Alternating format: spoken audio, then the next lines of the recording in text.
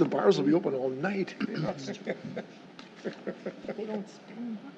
We put it on our credit card, it doesn't. Oh, that's right. What am I thinking? Yeah, I've gotten so many different messages from people. It's been, That, oh, God.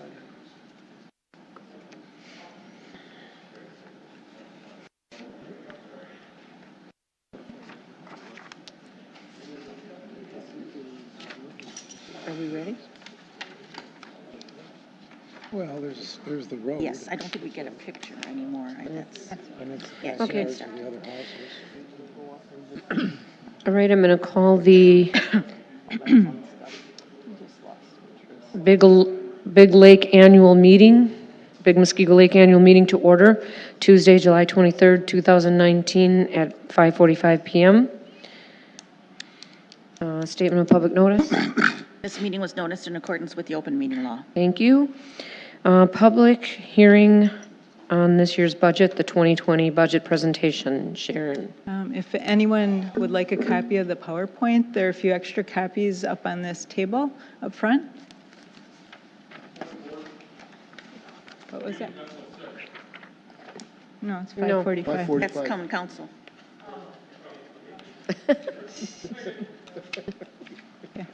So to begin with, the first three charts on pages 2 through 4 include the district's 2020 proposed revenues of $31,245 and expenditures of $83,124.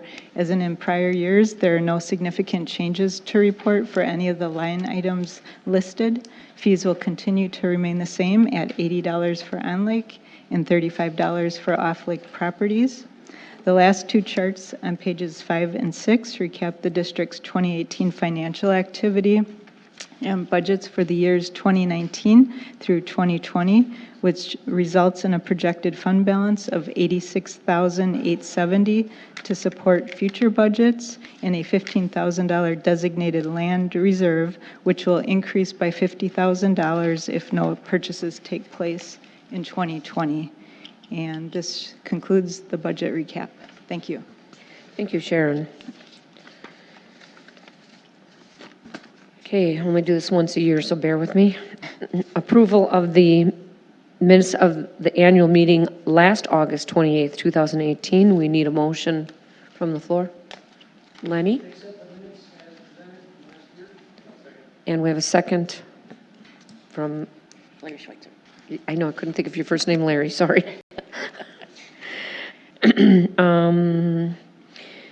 Deputy Commissioner, all those in favor? Opposed? Minutes are approved. Deputy Commissioner's report regarding status of lake. Greg Burmeister. I don't know if the microphone's on.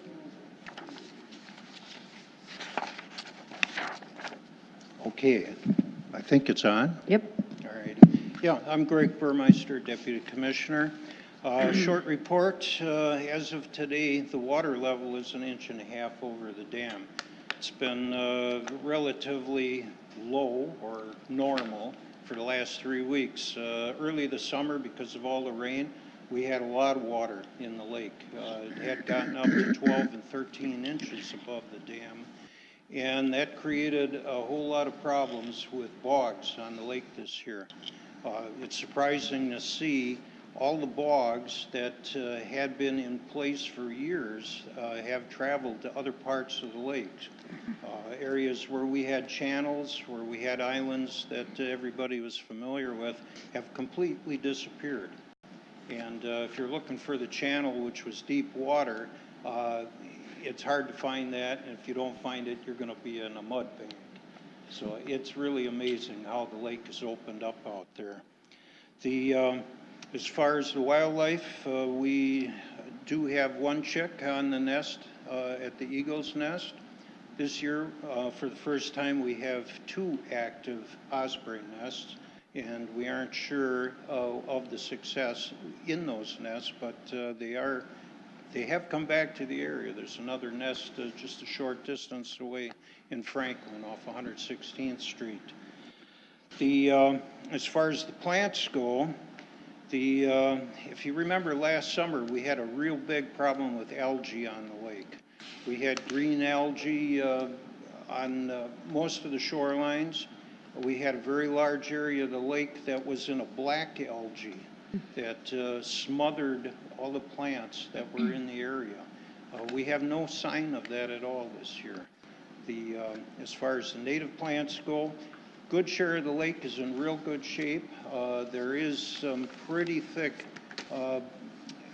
native plants which are growing in the Groveway area and in the western area of the lake near the Eagle's Nest. That western area is so thick with the new plant that's dominated there that it's almost impossible to get through if you don't have a go devil, and even that's hard getting through there. It's surprising how the lake changes every year. The milfoil is, excuse me, milfoil is fairly non-existent this year. Past years, it covered 2/3 of the lake, and we almost can't find it this year. What we do find is a lot of starry stonewort. You can find it in almost any part of the lake, and in parts of the lake where it's been for a couple years, it's pretty well come to the surface. It's displaced the volume of water for fish. Someday that'll be a problem. And the other thing is we have far fewer cattails that are out on the lake, both because of the bogs moving and because they are dying out. This results in large stretches of water, and when we have our big winds like a month ago, turns the lake over. The waves are big enough that it rolls the bottom sediment up and becomes as thick and as murky as a cup of coffee. Takes a couple of days to settle down, but it does the fish no good, does the bottom no good. The fish survey, Tom just received today from the DNR. This was the netting that was done in spring, and surprisingly, they found very good results. We had, they netted something like 600 northerns in a few nights of netting. And a lot of bass, panfish are all in good shape, and probably, per their opinion, probably one of the best lakes in the area yet for fishing. But it is threatened by this murky water and by carp, which seem to be on the increase also. That's all I have to say. Thank you, Greg. Okay. Any questions from anybody out there? Okay, thanks. Thank you.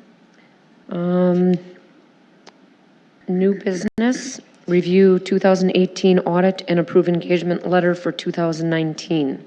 The 2018 audit results reported a total fund balance of $151,359, which is an increase of $5,072, or just about half of what was reported in the prior year. And this decrease was mainly due to the additional weed treatment expenditures. Lastly, the Baker Tilly engagement letter to conduct the 2019 audit is included in the agenda packet, with service fees proposed to remain the same at $1,250. So unless there are any questions, I would ask for approval of this agenda item.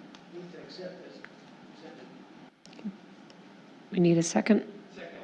Thank you. Any discussion? All those in favor? Aye. Opposed?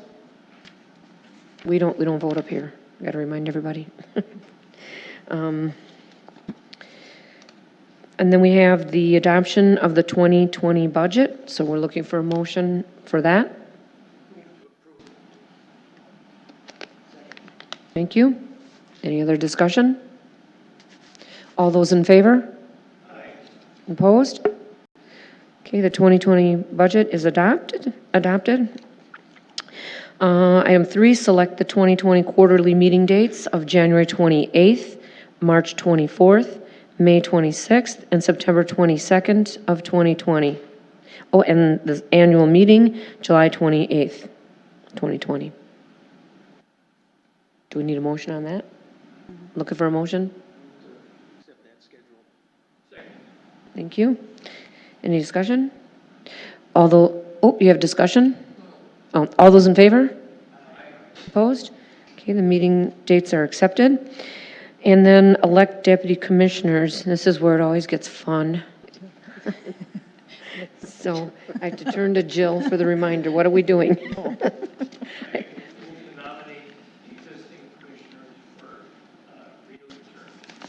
Okay. Do we name them? Well, I think we just need a second. I need a second to that. Lenny is seconding that. Any discussion on that?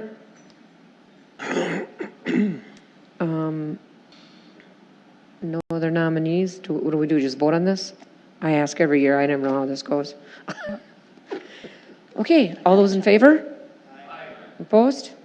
Congratulations, you all have another term. Thank you for making it easy.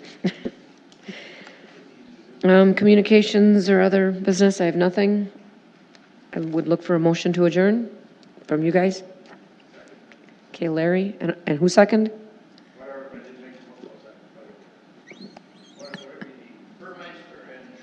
There you go. All those in favor? Opposed? We are adjourned. Thank you. Carried away tonight, Neil.